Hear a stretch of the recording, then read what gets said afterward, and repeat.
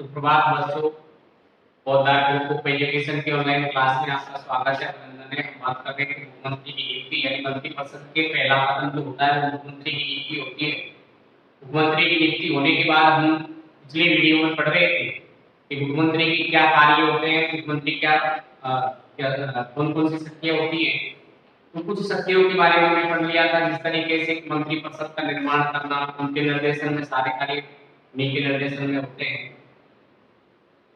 साथ साथ मंत्रियों की सूची राज्यपाल को भेजना, उसके बाद राज्यपाल के द्वारा सब पद की शपथ दिलाई जाती है, जिसमें हमने देखा कि पद एवं गोपनीयता की शपथ दिलाई जाती है।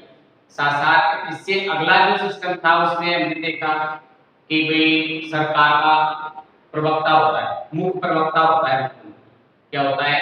राज्य सरकार का मुख्य प्रवक्ता होता है। जिस तरीके से केंद्र में प्रधानमंत्री प्रवक्ता होता है सरकार का, उसी तरीके से राज्य में भी मुख्यमंत्री प्रवक्ता होता है राज्य सरकार का।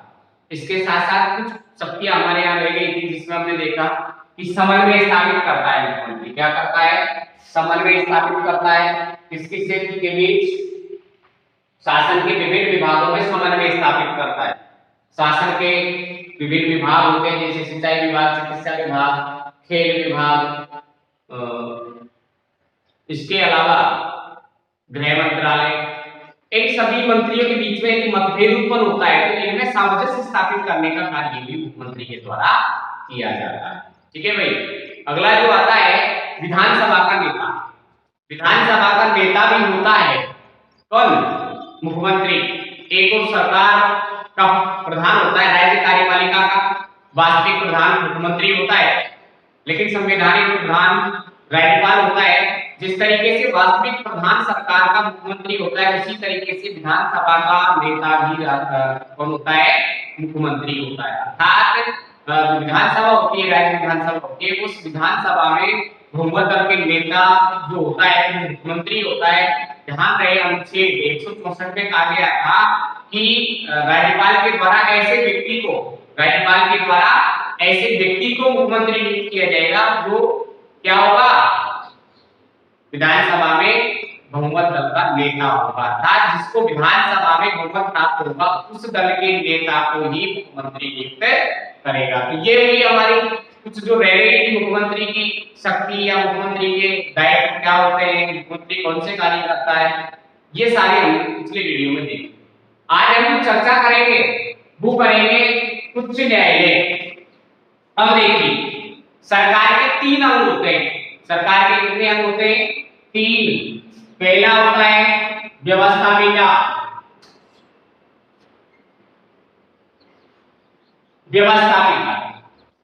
सरकार के 3 अंग होते हैं व्यवस्थापिका। नंबर 2 कार्यपालिका।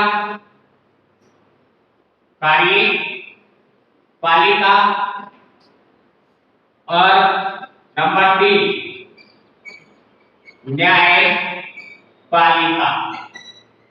तो देखो, इसके बारे में भी पढ़ा, इसके बारे में भी हमने पढ़ लिया। ये भी आप भलीभांति जानते होंगे कि व्यवस्थापिका किसे कहते हैं।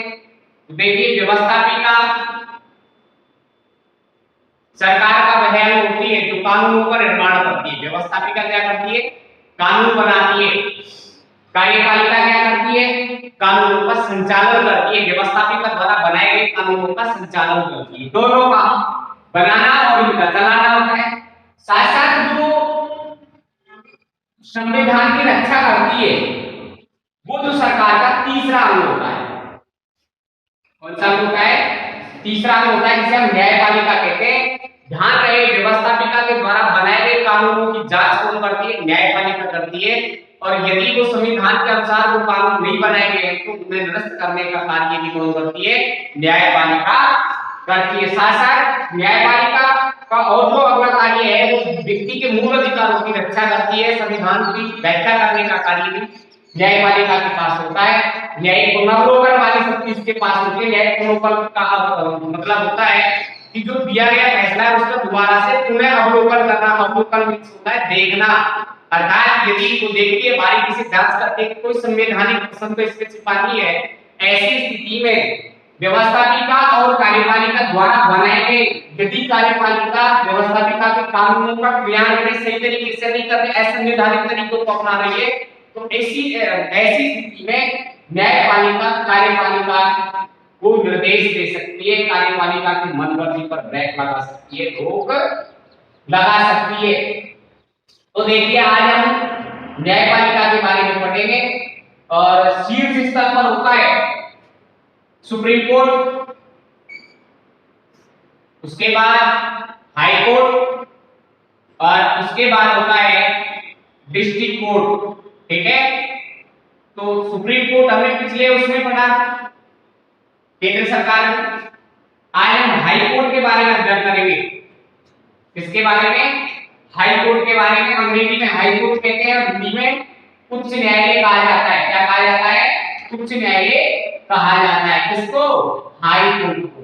अब देखिए हाई कोर्ट जो होता है उसकी न्यायाधीशों की नियुक्ति कौन करता है? न्यायाधीशों का कार्यकाल क्या होता है? न्यायाधीशों का वेतन क्या होता है? इन सब के बारे में आज हम अध्ययन करेंगे। इनके बारे में न्यायाधीशों का वेतन, उनकी नियुक्ति, इन सब के बारे में। संविधान के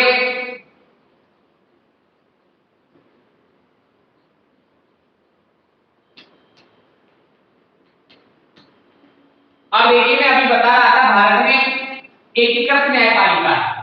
भारत में कैसी है? भारत में एकीकृत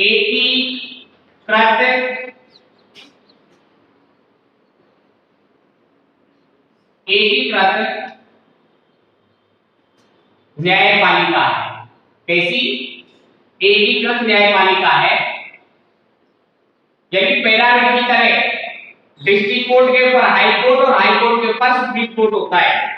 ये सुप्रीम कोर्ट को अभिलेख न्यायालय कहा जाता है। ये हमने पढ़ा था अनुच्छेद 129 के तहत, जहां हमने देखा कि अनुच्छेद 114 से 147 तक इसका वर्णन किया गया है, सुप्रीम कोर्ट का वर्णन किया गया है। तो देखिए इसे हम एकीकृत न्यायपालिका है। डिस्ट्रिक्ट कोर्ट की अपील हाई कोर्ट और हाई कोर्ट की अपील की जा सकती है, सुप्रीम कोर्ट में की जा सकती है। तो भारत में एकीकृत न्यायपालिका को अपनाया गया है। ठीक है, संविधान के अनुच्छेद 214 में, अनुच्छेद 214 में वर्णित है प्रत्येक राज्य के लिए एक उच्च न्यायालय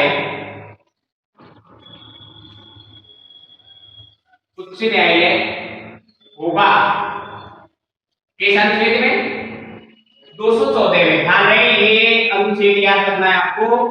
किस अनुच्छेद में कहा गया है? 214 में कहा गया है कि संविधान के अनुच्छेद 214 में वर्णित है कि प्रत्येक राज्य के लिए एक उच्च न्यायालय होगा। क्या होगा? उच्च न्यायालय होगा। अब देखिए एक राज्य से एक से अधिक राज्यों के लिए एक उच्च न्यायालय भी हो सकता है। क्या हो सकता है? यदि आपसे कोई पूछे कि क्या दो राज्यों का एक उच्च न्यायालय हो सकता है, तो आप कहेंगे जी हाँ, दो राज्यों का एक उच्च न्यायालय हो सकता है। ठीक है, देखिए हमारे यहाँ भारत में एकीकृत न्यायपालिका को बनाया गया है। संविधान के अनुच्छेद 214 में वर्णित है कि प्रत्येक राज्य के लिए एक उच्च न्यायालय होगा। क्या होगा? एक उच्च न्यायालय होगा। उच्च न्यायालय उच्चतम न्यायालय के पश्चात न्यायपालिका में उच्च न्यायालय का स्थान आता है। राज्य स्तर पर सर्वोच्च न्यायिक संस्था उच्च न्यायालय है। अनुच्छेद 214 में प्रत्येक राज्य में एक उच्च न्यायालय होगा। दो या दो से अधिक राज्यों के लिए भी एक उच्च न्यायालय हो सकता है। अब देखिए भारत में सर्वप्रथम उच्च न्यायालय 1862 में ये देखिए नोट लिख लीजिए इसमें। विशेष क्या है, भारत में सर्वप्रथम उच्च न्यायालय 1862 में काम स्थापित हुआ। 1862 में मद्रास, मद्रास को वर्तमान में क्या कहते हैं, चेन्नई कहते हैं। मद्रास का क्या नाम है, मद्रास, कलकत्ता और बंबई, बंबई, ठीक है। सर्वप्रथम उच्च न्यायालय का, भारत में सर्वप्रथम उच्च न्यायालय 1862 में मद्रास, कलकत्ता और बंबई में स्थापित किया गया। कहां स्थापित हुआ, अरे आपको पता होना चाहिए, जब हम हिस्ट्री पढ़ते हैं, इतिहास पढ़ते हैं, तो हमने देखा कि भारत में 562 रियासतें थी और 3 क्या थी, चीफ कमिश्नरी, जहां कमिश्नर बैठता था। तो ये वही थी चीफ कमिश्नरी है, मद्रास, कलकत्ता और बंबई, जहां 1862 में सबसे पहले भारत में जो उच्च न्यायालय की स्थापना की गई थी वो मद्रास में की गई, कलकत्ता में की गई और बंबई में 1862 में। इसी प्रकार 1866 में इलाहाबाद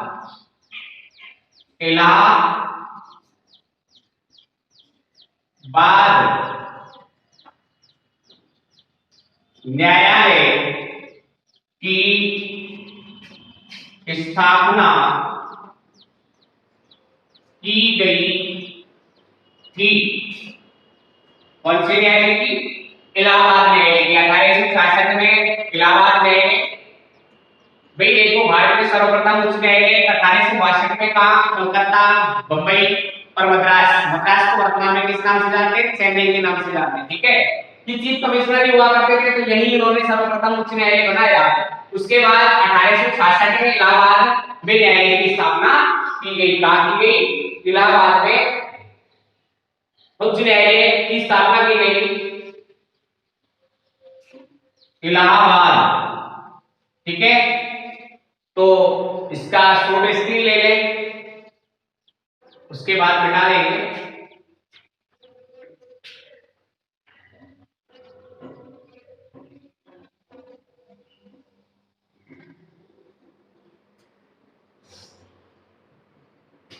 देखो कई बार कंपटीशन जो होते हैं, चाहे वो रेलवे का है चाहे आरटीसी रेलवे, सेकंड ग्रेड में ये पूछा था कि सबसे पहले न्यायालय की स्थापना कहां की गई थी या कब की गई थी, तो उसमें तारीख दे दी गई थी। ध्यान रहे, सर्वप्रथम भारत में उच्च न्यायालय की स्थापना कब की गई थी, 1862 में। कितनी जगह, 3 जगह। कौन कौन सी 3 जगह थी, मद्रास, कलकत्ता और बंबई, ठीक है।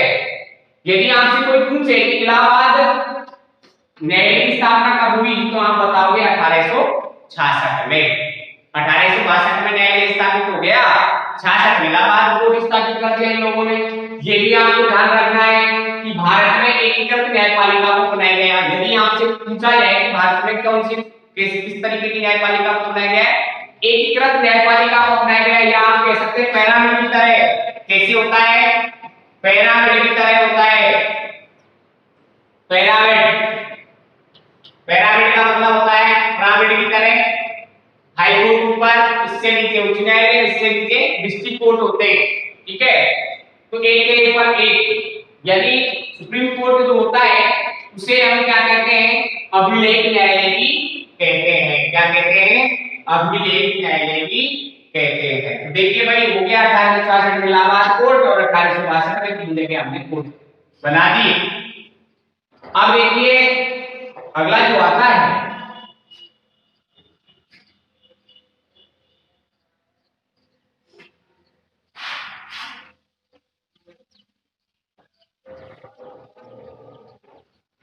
वो आता है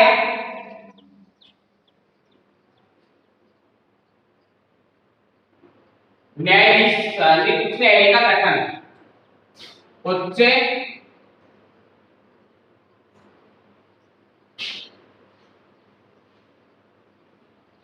उच्च न्यायालय का गठन। अब देखो, गठन से पहले हम एक चीज देख लेते हैं। यदि आपसे कोई पूछे कि भारत में वर्तमान में कितने उच्च न्यायालय हैं, तो आप बताओगे वर्तमान में भारत में कितने उच्च न्यायालय? 24 उच्च न्यायालय।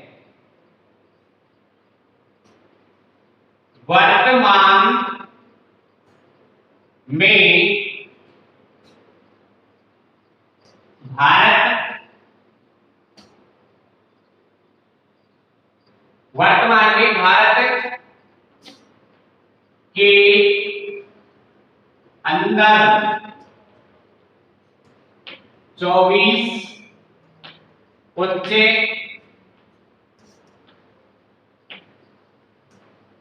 न्यायालय कार्यरत है। कितने हैं? आपसे कुछ पूछे कि वर्तमान में भारत में कितने उच्च न्यायालय? 24 उच्च न्यायालय। 7 जो हैं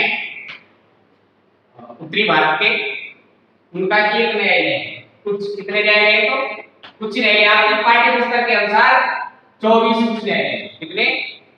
24। अब देखिए, गठन के बारे में हम बात कर रहे हैं। इसके बारे में, गठन के बारे में। अब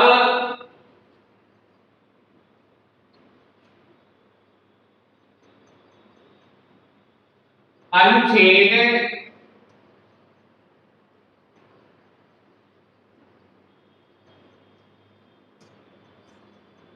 216 में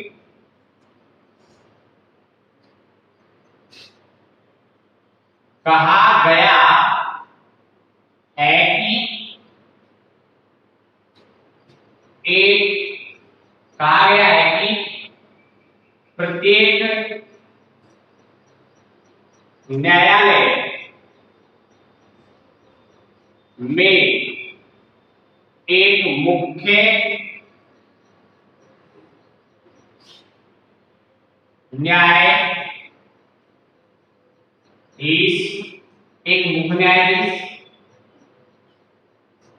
होगा एवं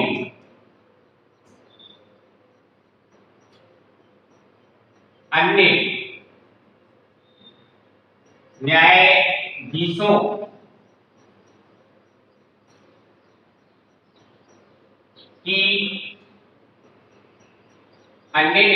की नियुक्ति मुख्य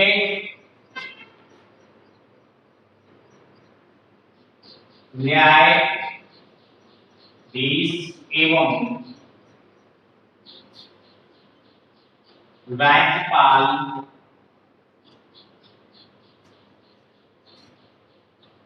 मुख्य न्यायाधीश एवं राज्यपाल के परामर्श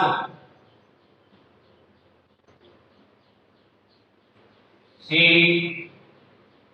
करेंगे। कौन? राष्ट्रपति। ठीक है, क्या लिख दिया मैंने? मुख्य न्यायाधीश एवं राज्यपाल के परामर्श से। अब देखो, उच्च न्यायालय में मुख्य न्यायाधीश जब नियुक्त हो जाता है तो इसके परामर्श से, और हाई कोर्ट के मुख्य न्यायाधीश से किन का परामर्श चलेगा? राज्यपाल, उसके बाद मुख्य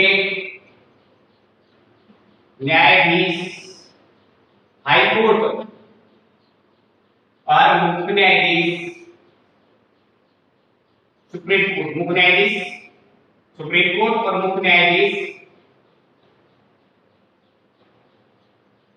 हाई कोर्ट। इनके परामर्श लेने के बाद राष्ट्रपति किसकी नियुक्ति करता है? अन्य न्यायाधीशों की नियुक्ति करता है। किनकी नियुक्ति? अन्य न्यायाधीशों की नियुक्ति करता है। ठीक है भाई, क्या कह दिया? 216 में कहा गया है कि प्रत्येक न्यायालय में एक मुख्य न्यायाधीश होगा एवं अन्य न्यायाधीश की नियुक्ति मुख्य न्यायाधीश एवं राज्यपाल के परामर्श से करेगा।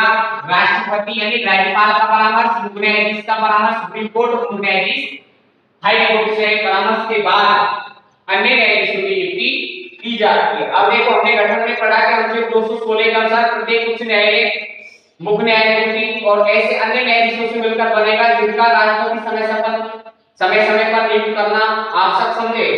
इस प्रकार उच्च न्यायालय में न्यायाधीशों की संख्या राष्ट्रपति निर्धारित करेगा। अब देखिए उच्च न्यायालय में नॉट में क्या लिखेंगे,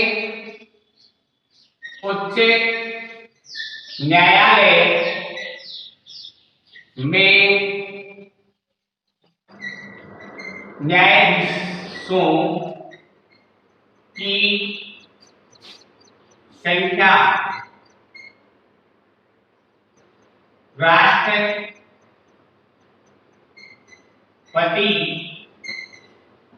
निर्धारित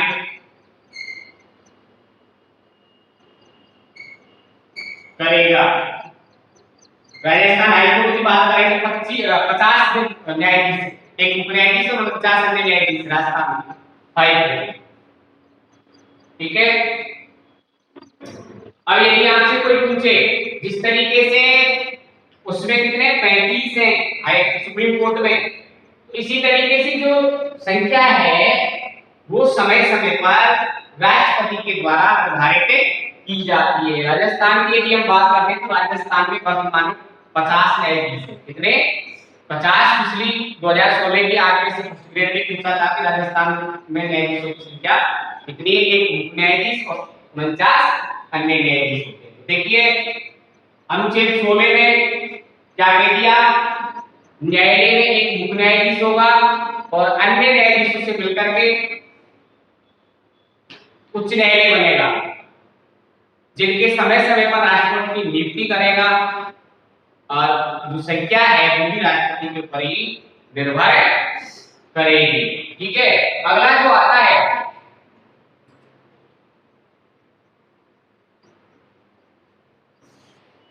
हो गया है 216 में गठन कर दिया गया,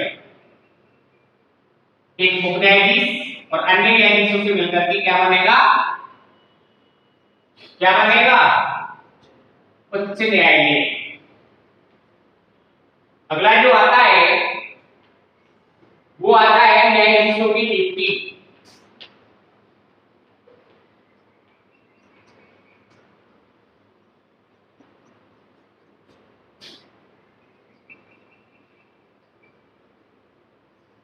न्यायाधीशों की नियुक्ति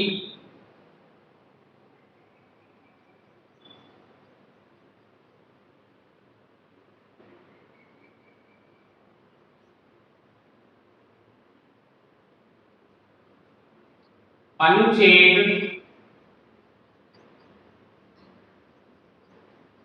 217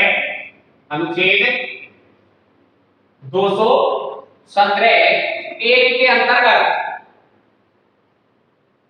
अनुच्छेद 217 एक के अंतर्गत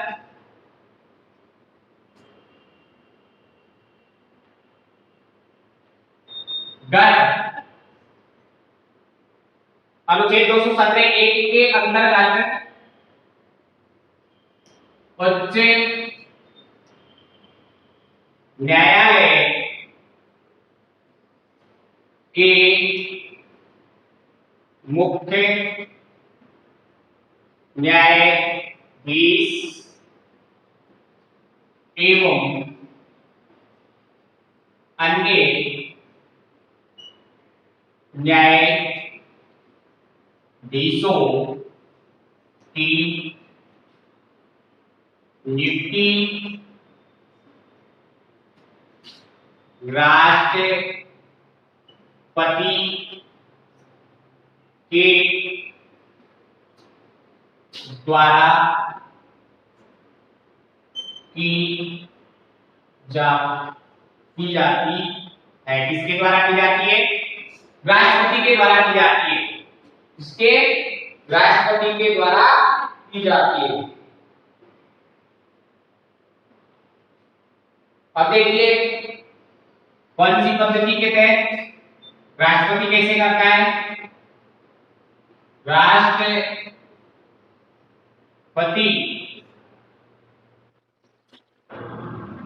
कॉलेजियम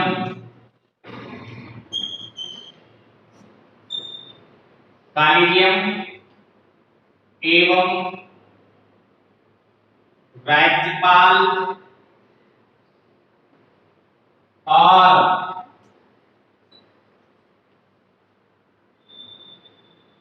सर्वोच्च न्यायालय के मुख्य न्यायाधीश के परामर्श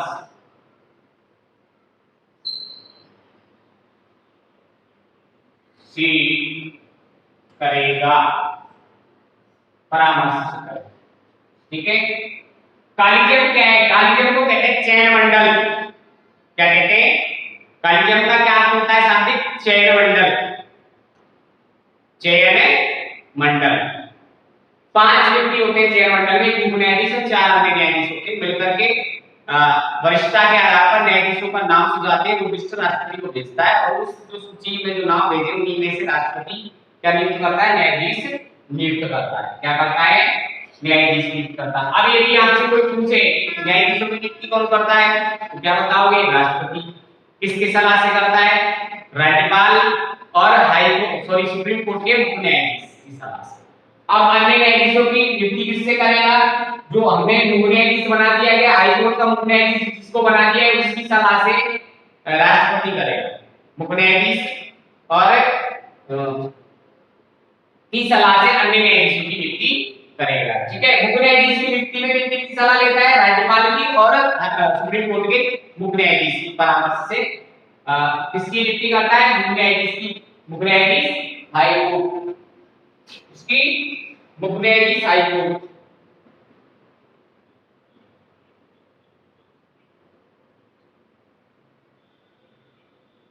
अब देखिए हो गई नियुक्ति। न्यायालय के मुख्य न्यायाधीश, उच्च न्यायालय के मुख्य न्यायाधीश और राज्यपाल के परामर्श से करता है, मैंने यहाँ लिख दिया। ठीक है, हो गया। अनुच्छेद नियुक्ति किसमें? न्यायाधीशों की नियुक्ति अनुच्छेद 217 1 में। 16 में क्या था? गठन था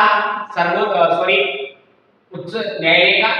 217 1 में न्यायाधीशों की नियुक्ति है। ठीक है। अगला जो आता है वो आता है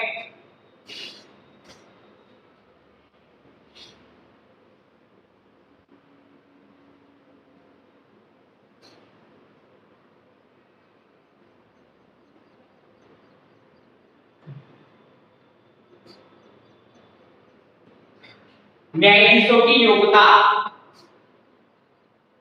न्यायाधीशों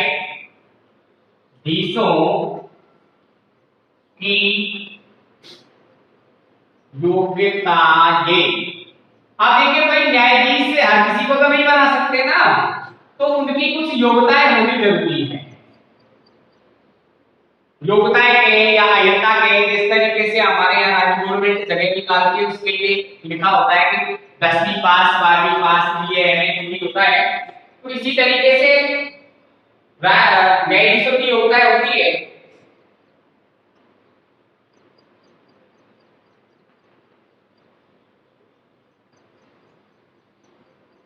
और ये योग्यताएं का वर्णन है वो अनुच्छेद 217 2। योग्यता कहाँ है? 217 2, यानी 217 का अगला खंड। अब देखो क्या क्या योग्यताएं होती है न्यायाधीशों की। क्या योग्यता होनी चाहिए? सबसे पहले वह भारत का क्या होना चाहिए? नागरिक। नागरिक होना चाहिए। वह भारत का नागरिक, वह भारत का नागरिक हो। क्या होना चाहिए? भारत का नागरिक होना चाहिए। नंबर 2 जो योग्यता आती है वह किसी न्यायालय में 10 वर्ष तक, वह किसी न्यायालय में 10 वर्ष तक न्यायिक पद पर रहा हो। ये भी लिख देता हूं, एक या एक से अधिक न्यायालय में, न्यायालय एक या एक से अधिक, भाई 10 वर्ष काउंट हो जाएगी। मान लीजिए कि यहाँ एक व्यक्ति एक में राजस्थान उच्च न्यायालय में 5 वर्ष काम किया है और 5 महीना बाद कोर्ट में चला गया तो 10 काउंटिंग हो जाएगी। ठीक है। तीसरी जो योग्यता आएगी, तीसरी वो आएगी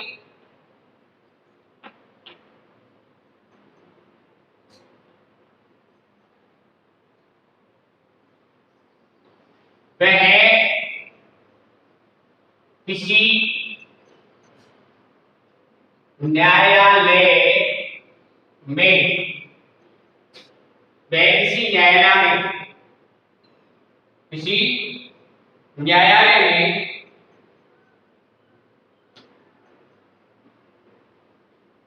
उच्च लिखते हैं, उच्च न्यायालय,